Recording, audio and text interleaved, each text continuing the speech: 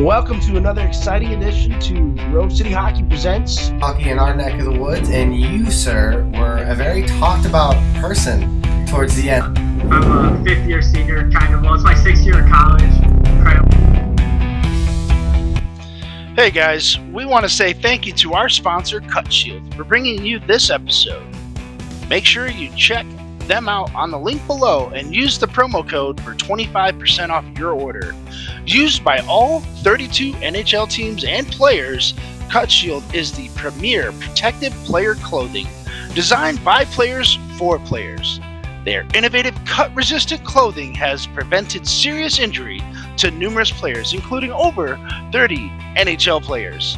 Cutshield gives you the peace of mind to go out and play without worrying about injury.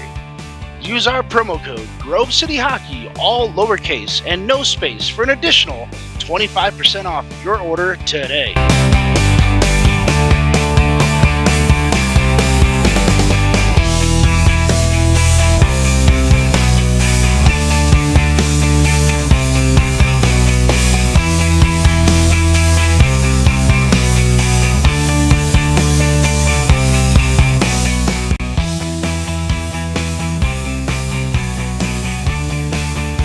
Welcome to GTA Podcast. I'm your host, Ben W. Stock, and with me is a very special guest, all the way down from my neck of the woods, is John Balch. We're going to talk about Michiana in his area. He's running a league called the Michiana Inline Hockey Association, not to be the same as the Michiana that we talk about all the time. But John, thanks for taking the time to come on and talk to us about the youth hockey that you have down there in a very unique situation, or a very unique place, an area that's not really considered a hotbed for hockey, but it is literally halfway between Chicago and Detroit, right there on US12. So let's talk a little bit about your league there, bud. Absolutely. League started kind of from peanuts about almost 30 years ago. Started mid-90s, and it was kind of just some fathers getting around and saying, hey, my kid likes playing hockey. How about yours? Oh, yeah, all right. Yeah, and we started on tennis courts in a school out in Union, a small town on US 12. And it's just kind of slowly grew from there, and with some donations and some funding, they built a beautiful facility in White Pigeon. I mean, people, every time they come to it for the first time, they can't believe it's there. It's a jewel. It's right across from their high school. We've got concession stands. We've got bleachers. We've got penalty boxes. Each team's got their own bench and penalty box, scorer's table. It's all fenced in. It's just a beautiful facility, and my wife and I took over running it about 4 years ago, and we've just been working to build attendance year after year, and it's been growing. Yeah, I think you were telling me that you're up to right around 78 kids this past year. You got online signups going on right now to kind of beef it up.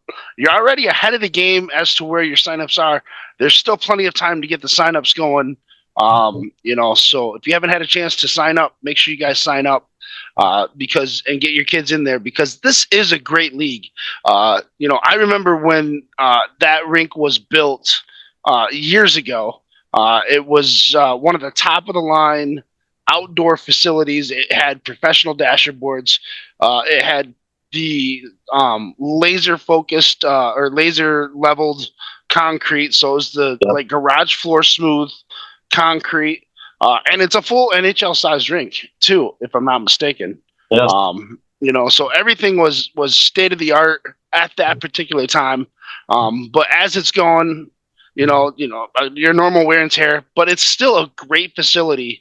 I haven't been down there in a number of years, but when my niece and nephew were playing just this past year, I think this was Clara's second year, Roman's first year. It was something that I went, I can't believe that league is still playing. Which is it's really cool. And and as a guy who's been around in the inline industry for as long as I have, it's a great to see that you guys are still trying to build it up, because it is such a great game to play for kids because you get more time with the puck. You get to develop your game, and it sounds like you're getting more kids coming in that are playing, ice hockey up at the in Kalamazoo, Fort Wayne, South Bend. It's really not that bad of a drive. I think it's only an hour from Fort Wayne. It's an hour from South Bend, or 35 minutes from South Bend, and 45 minutes from Kalamazoo. So you're in a great spot, and then again, of course, you're also 2 hours away from Chicago and 2.5 hours from Detroit. Yeah. When we took the league over a few years ago, there was 2 divisions and there was 2 teams per division. So there's 4 teams total in the entire league, and we had about 40 kids playing. So you play the same team week after week. Mm-hmm. And I live in Three Rivers, which is 20 minutes away, and I hadn't heard of it in years to where I didn't know it was still around. I'd been coaching my son in T-ball. We were getting tired of that. It really just wasn't that much fun. We put him in roller hockey. I was excited to find out the league was still around, as you were saying as well. And we fell in absolute love with it year one. And after a few years of kind of stepping into it from assistant coach to head coach, all of a sudden the opportunity presented itself to take the league over. So my wife and I did that. First year went well. Second year, my wife kind of dug in deeper behind the scenes, getting the flyers in all the schools, getting the flyers at the ice hockey venues up in Kalamazoo and other places. And we started to grow in attendance. Well, this past year, she got, we went back and we got advertising. So we got sponsorships. This is the first year we've had that since I've been running or helping out with the league. So first time in at least 8 years, we got sponsorships. So we're trying to make the improvements to the league. We got a nice facelift last year with the power washing company that wanted to be a sponsor, and they just did a beautiful job both on the court and the whole facility. And my wife's doing great things with the concession stand, Mama Myra's Snack Shack. We've added a PA system, so we do announcing, we do music in between for each team leading up to it. That's one of the highlights for the kids and myself. I love doing it as well. I do the emceeing for it, so I give all the kids nicknames. I tell them, you either come up with a nickname or I'm coming up with one for you, but I'm going to announce you with a nickname, and they get to come out, skate out one at a time. They got the coach gets to pick what song they come out to, and they all love it. Yeah, well, that's awesome because that's definitely a step up from where it was when I was able to coach down there and when I was reffing. And the competition back then was pretty good because you had a former he was just a young kid at the time. You had Cody Hagan, who ended up going to Grand Valley to play roller hockey for their club, and I think they won a D2 title, if I'm not mistaken. I think his freshman or sophomore year. He was there. His dad and then his sister Taylor. A great group of kids. Everybody was wanting to skate hard, play hard, and they did, and it was such a great environment.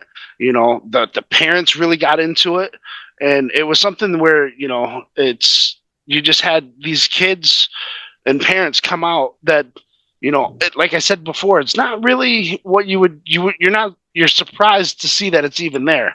Like you said. And the rink is beautiful. It's phenomenal. And I can't remember the name of the that's on the rock right in front of the facility. Kroll Arena. Yes. Yeah. So I mean, when they built that, it was one of the preeminent rinks in the area. So it's really cool to see that. Still coming up and thriving. And I've always wanted to get the guys from Chicago to come over, and I wanted to get the guys from Detroit to come over because it literally is about just a little bit over halfway right. for Detroit, just a little bit shy. Because I think Sturgis, just outside of Sturgis, there's a road literally called Halfway Road, which is in between the two cities. But it'd be a great facility for a travel tournament to show up and bring some high level hockey there. Yeah, I'd love to help facilitate that any way I could. That'd be a lot of fun. Yeah, I think the only issue I think you might have is we got to find a way to get some sport court on that floor. Oh, you think so? Yeah, yeah.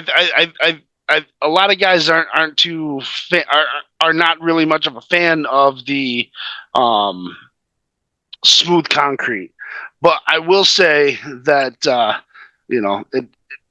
that smooth concrete that you guys have is a lot different than what they probably would see at some of their local outdoor rinks. So yeah, and I could see,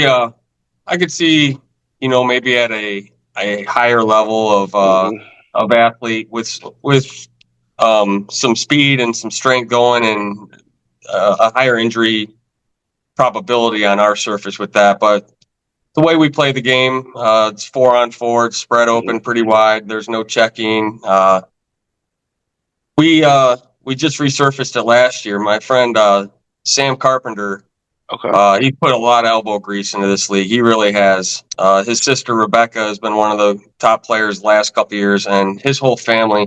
On top of being a sponsor, he's helped my wife and I out, and other friends that have been there to do painting, the resurfacing. That took 2 days. That was a lot of work that we put into doing all that, but it made a huge difference watching that puck slide and watching the kids cut. Yeah, and you're like, oh wow, but it really needed it. Yeah, and again, over time that happens. But I still think there is a potential for that rink to be used as a maybe even an Ironman style tournament where you get maybe some 3-on-3 with some of the guys from some of the pro teams around might be able to talk them into it. I think that would be kind of fun, and it'd be great for the kids too. Oh, I'm sure they'd come and love, come watching it, play around with them as much as they could, maybe in between periods or whatnot. But yeah, that'd be amazing. Yeah, we'll have to put our heads together, and I definitely have to come down and check it out. It's been a minute. I'm all the way up in the Muskegon area, but like I said, my niece and nephew are definitely playing again this year. I saw that their mom had posted, "Yep, signed up for hockey, can't wait." So and I was been telling my wife, hey man, we got to get down there and check this out. It's been a few years since I've been to the rink down there, and I would love to see it again. So yeah, we're trying to make it as fun as we can for these Friday evenings. We get the music playing in between games and during announcements, and we got some good food and just a great Friday evening. That's one of the things we pride in our league as well, is we do one practice a week. And then we knock out all our games on Friday evenings. So it's spring to early summer season. You get your whole weekend ahead of you. You get done Friday night. You got Saturday and Sunday. You can take your kids out of town and do whatever you want. Yeah, and it's one of those events where you get there. Because we could come down and stay. We could stay at my mom's and watch some hockey. Go back and crash at my mom's, and then still have the entire weekend to do whatever it is that we want to do. So the league there was always nice to be a part of because everybody was so friendly. The kids wanted to play. They didn't come there and they didn't half-ass it. They didn't, they took it seriously, even though it's a fun league. They skated hard, they played hard, and you didn't have those kids that just didn't want to be there. They all wanted to be there, which is amazing. Yeah, I mean, absolutely. I can pretty much count on one hand every year the number of kids that don't re-sign since we've taken this league over and sign up the next year. And it's like, oh, so-and-so's not playing again this year? That's crazy. I wonder what happened. Usually find out they moved away or something. It's rarely ever is it, oh, I decided to do this instead. It's just so much fun. Everyone enjoys it so much. Yeah. Yeah, and so the periods, for the younger division, what are your age group, your age brackets on that one? 5 to 7 right now, okay. And then 8 to 10.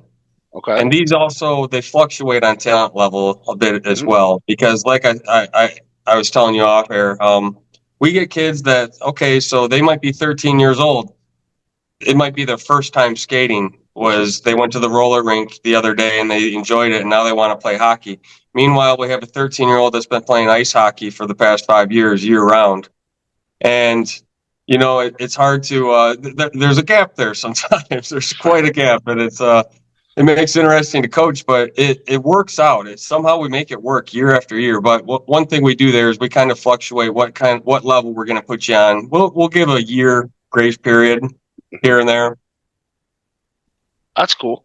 And then, so, and you don't have any teenagers at the moment? Because I know when I was there, it was more of you had a group of younger kids, but then you had a group of the older kids.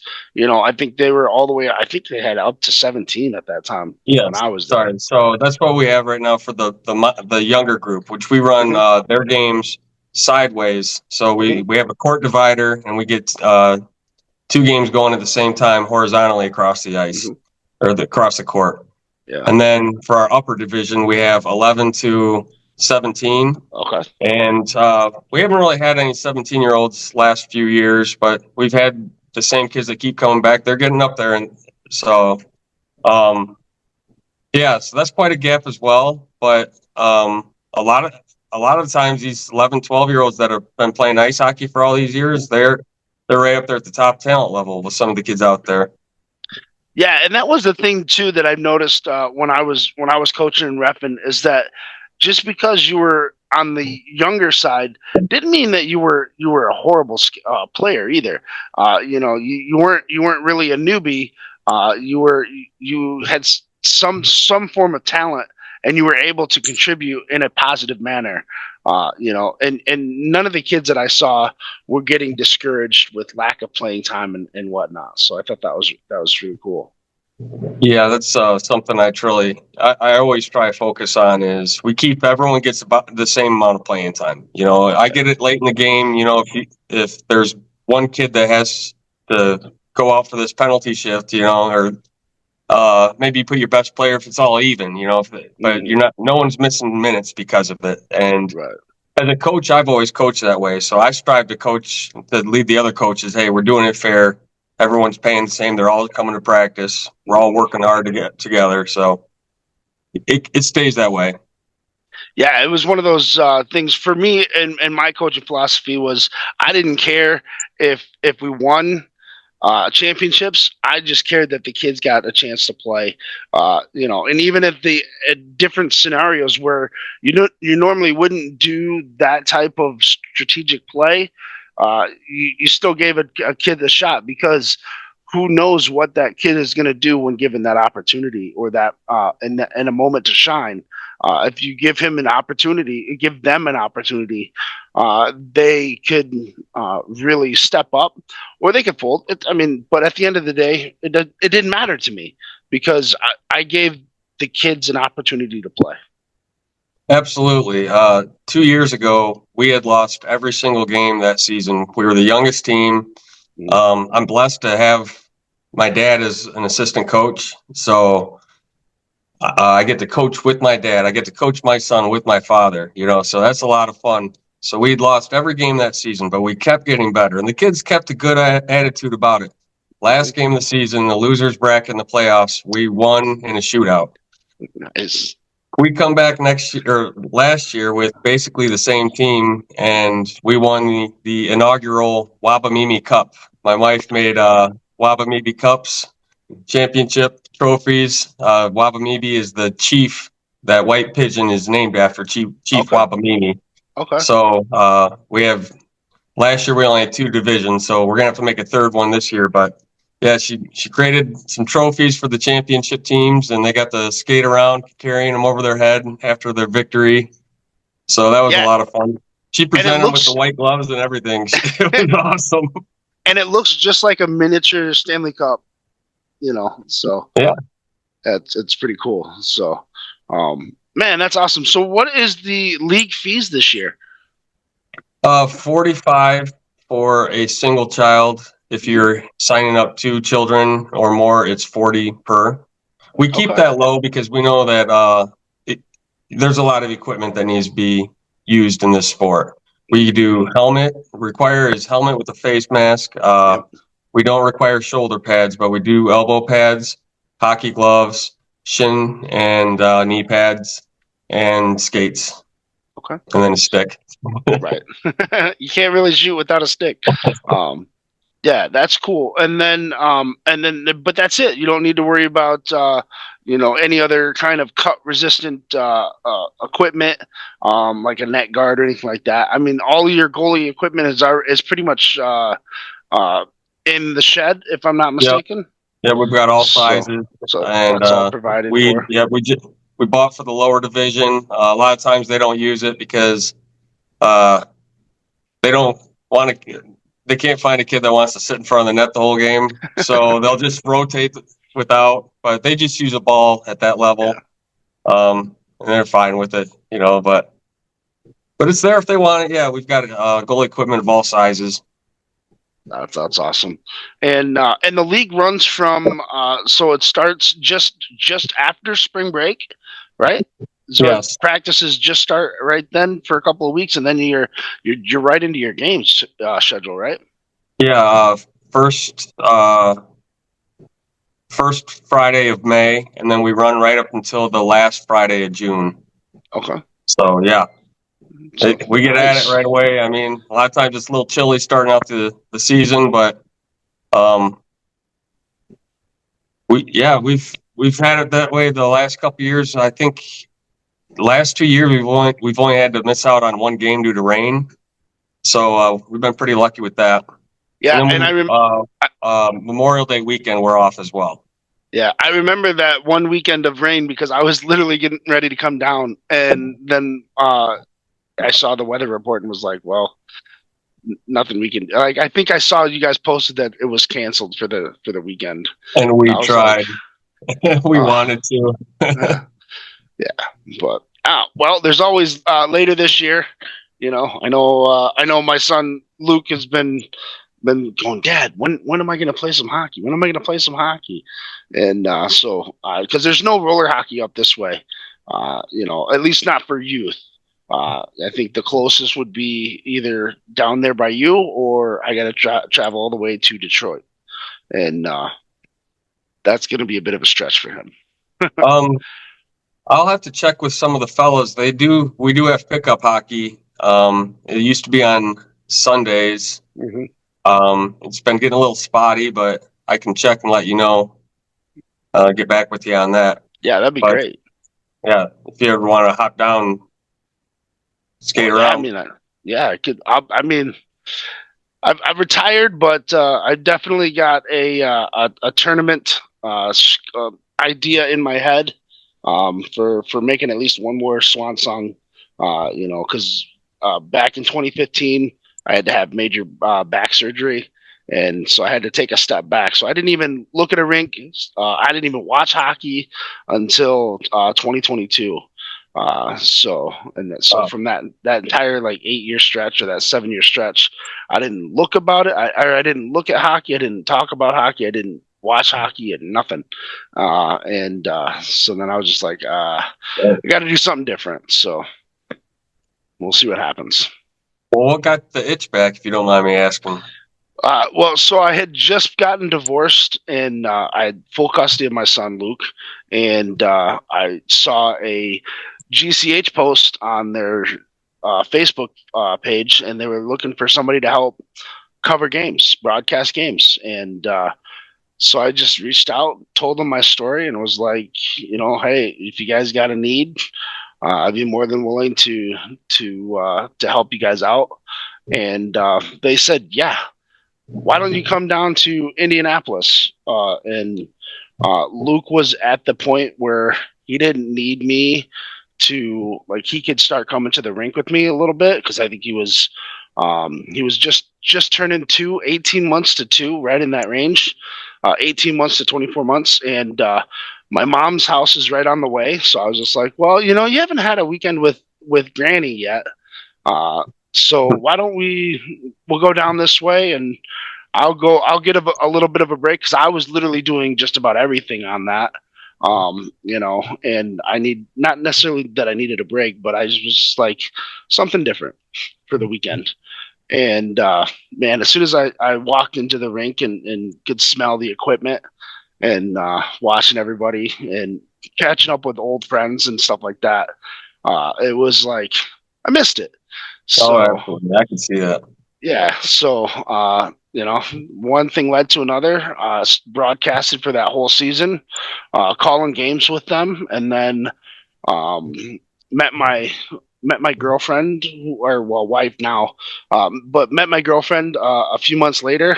Like it was real quick after I had signed on to do GCH, and we ended up getting. She ended up getting pregnant, and then now we have a 18-month-old daughter together.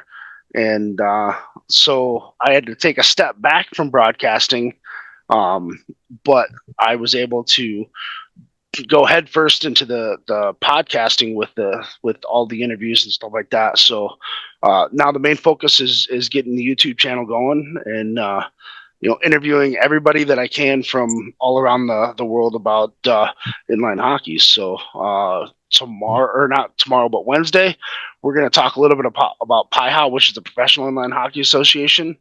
We talk about MIHA, which is the Midwest Inline Hockey Association. And then I've reached out to we talk about the World Skate Games, which is the World Championships for inline hockey. So you get to see that aspect of it. So we talk to current members of Team USA. We talk to former Team USA members. We talk to members from the Czech Republic. We talk to team members from Italy, Spain, France, Germany, just about every country that has an inline hockey program. We talk to people from China as well. So I've got an email that I just started, or that I threw out the other day to Russia, because I was like, wait a minute, there's inline hockey in Russia.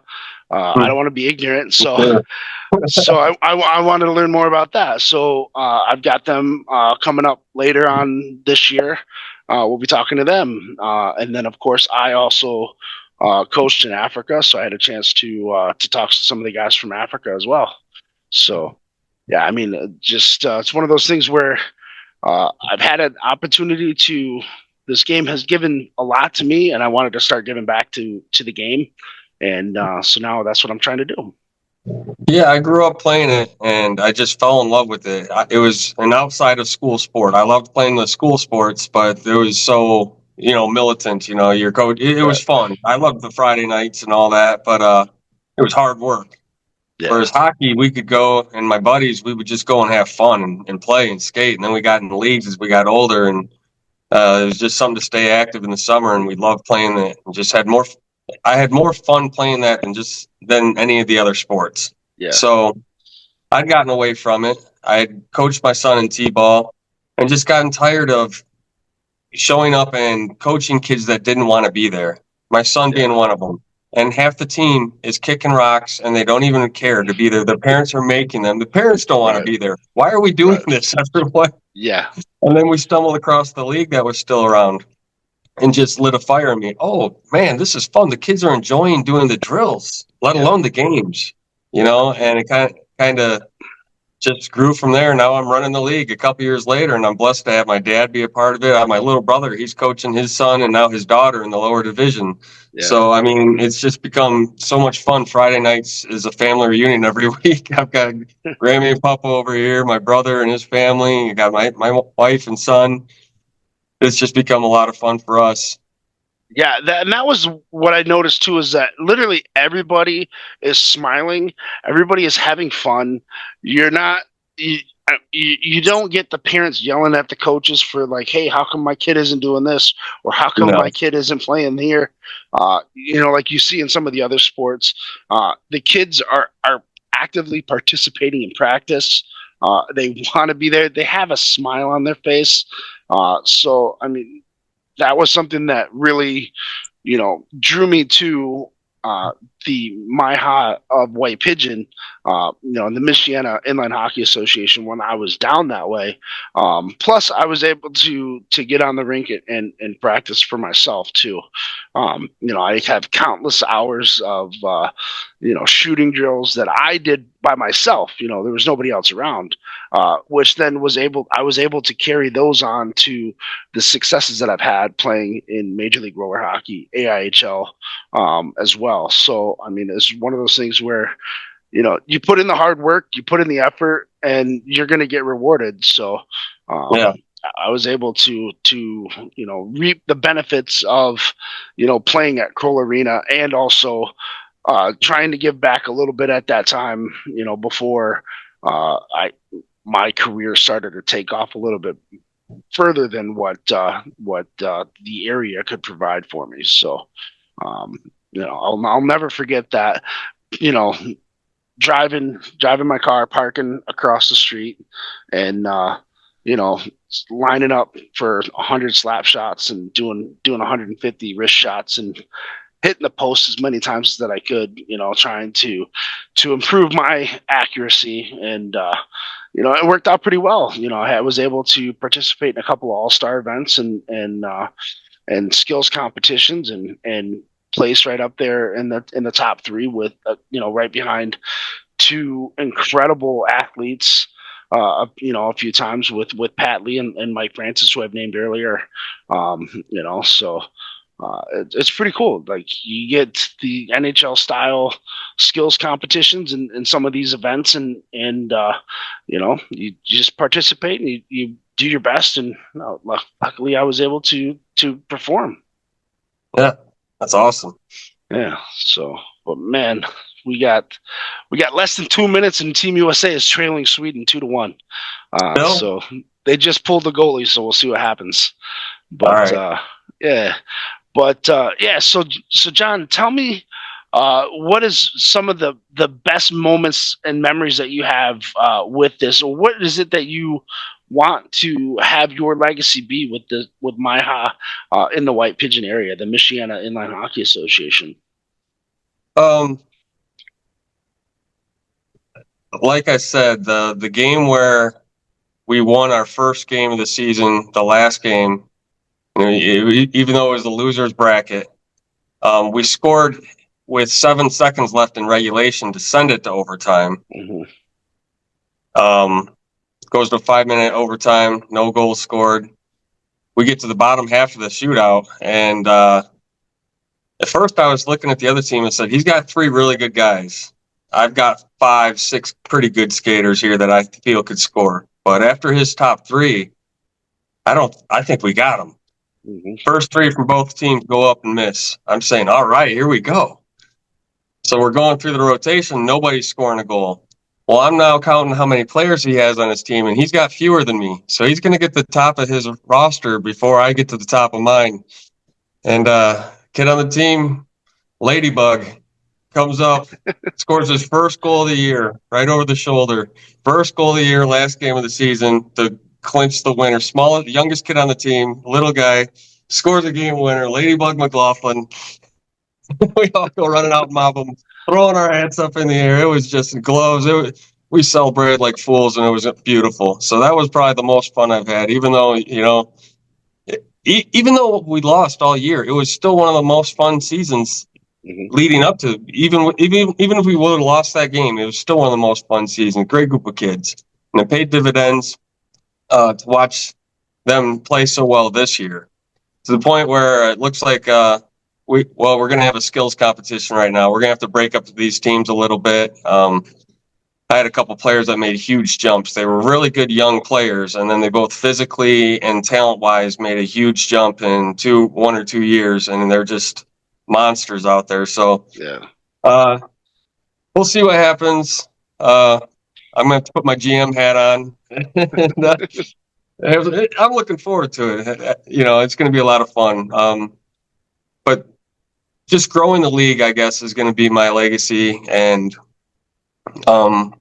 it kind of fell onto us. I wasn't planning on taking over. The previous guy, his son was not playing the next year, and he said, I don't think I'm going to do it. and I thought someone above me was going to take it over, and his 3 children, they went and started playing lacrosse. Mm-hmm. And I was like, so it fell to me. And I'm looking at my son like, you better really like roller hockey. And he's like, yeah, I do. I said, all right, let's do it. And it's been a blessing. It really has. It's just been a fire for like the whole family. It gives us something to do on Friday nights and leading up to it in the weekdays. But yeah, it's really paid off. And I just hope we continue to help it grow. Yeah, well, I'm going to do my best to help you grow as well. So anything you need from me, don't hesitate to reach out. I'm going to try to get down there at least once this year. I can't guarantee anything more than that just because of my wife's work schedule. But I definitely am going to try to make it down for at least one weekend and then maybe skate around with the boys for sure. If you guys are still playing on Sunday, I think that would be a lot of fun. So, but that's going to do it for this episode of GCH Podcast. I'm your host, Ben W. Stock. Here we had John Balch with Michiana Inline Hockey Association in White Pigeon. If you haven't signed up your kids yet, please do so. The online link will be posted below or above. It'll be right around here somewhere. It's only $45 for a single. For a single kid, $40 if you got multiple. And it's one of those great leagues. Your kids will thank you for it, and you will have a lot of fun. I guarantee watching these kids, play and have fun. Like I said earlier, you're never gonna. I've never really seen a kid not have fun. You might have a kid that is a little crabby, but at the end of the game, they're having fun. So, yeah. All right. Well, John, thanks so much for taking the time to join us, and we'll catch you all on the flip side. All right. Thanks for having me.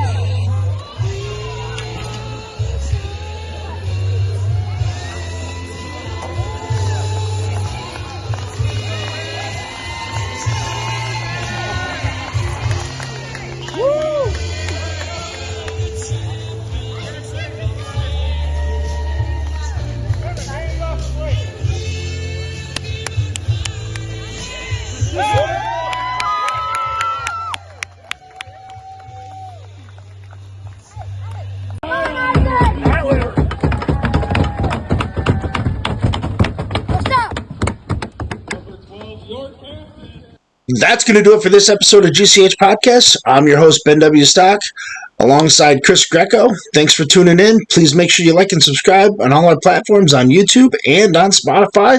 We'll see you guys on the next episode. Cheers.